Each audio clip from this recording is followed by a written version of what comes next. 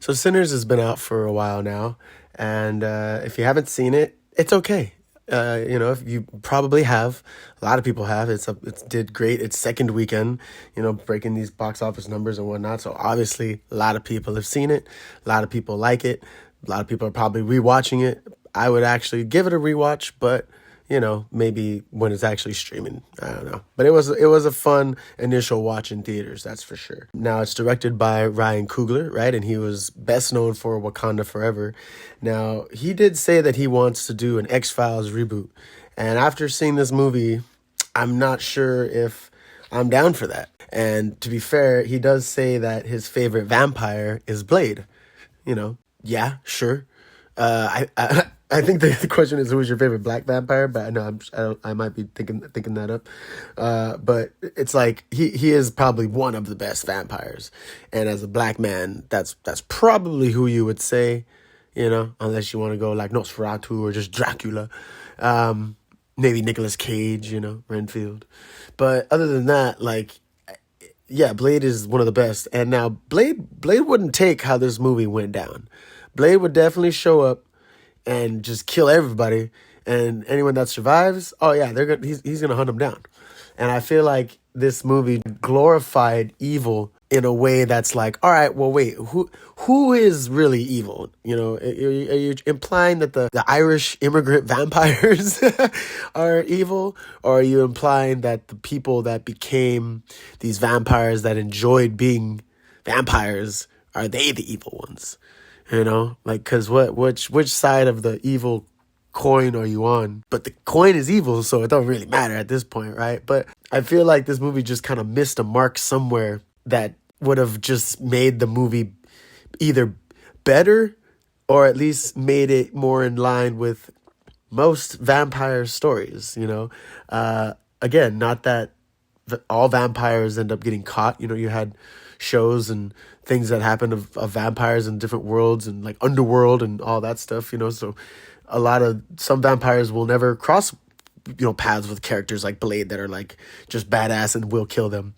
But in this movie, I feel like that was what it could have led to. It could have easily led to a life of hunting these creatures and trying to save family and friends from a lifetime of hell, really. But I mean, from your perspective of the hunter, right, from the vampire perspective, they're obviously like, we love this is the best. But yeah, it's just a very, very interesting. Yes, I lied to you. I don't want that to rub into the X-Files. I don't want X-Files to be a black Mulder and a black Scully, or an indigenous Scully and an angry white Mulder, or an angry white Karen Scully and a black Mulder. Like, I don't want that, because it's gonna be like the underlying thing about every creature and everything that happens, the identity politics and everything. Like, all of that will be in every subtext underlining whatever story it would be if he was to make characters be like that, because that's all people see now, and that's all people would go deep enough into. But it's wild. Like, I don't want to spoil this movie because I want people to see it. But the vampires are, quote unquote, the white folk, and the people try to have a good time are all the black folk, right? And as people start getting attacked and murdered and killed and brought back and turned, it's like, all right, well, where's the morals? Where's the good? And like, yeah, I guess they show the good, but it's not, gosh. But Michael B. Jordan does fantastic in doing the double roles and stuff. Everyone, all the acting across the board is awesome. Delroy Lindo was cool as Delta Slim, the harmonica player, amazing. And then, of course, Miles Canton, the main actor playing, the main character playing Sammy, the guy that plays the guitar and everything. Amazing voice, and everybody says it best. When you see him, you don't expect his voice to come out. Hey, how you doing? My name's Shammy. And you're like, damn, that nigga's voice is deep. So when he sings, of course he sounds great. Of course everyone trips out because his voice just sounds great. Sounds good, bluesy. Of that generation, that time, that end of the slave era time period, like, it's just, it fits, it works, it's awesome. But again, Like, it's just the underlying tensions of the film don't mix with creatures and the blood and the like, these vampires are being chased by these hunters at one point, and like these from an Indian tribe, of course, and they don't show them throughout the rest of the entire movie.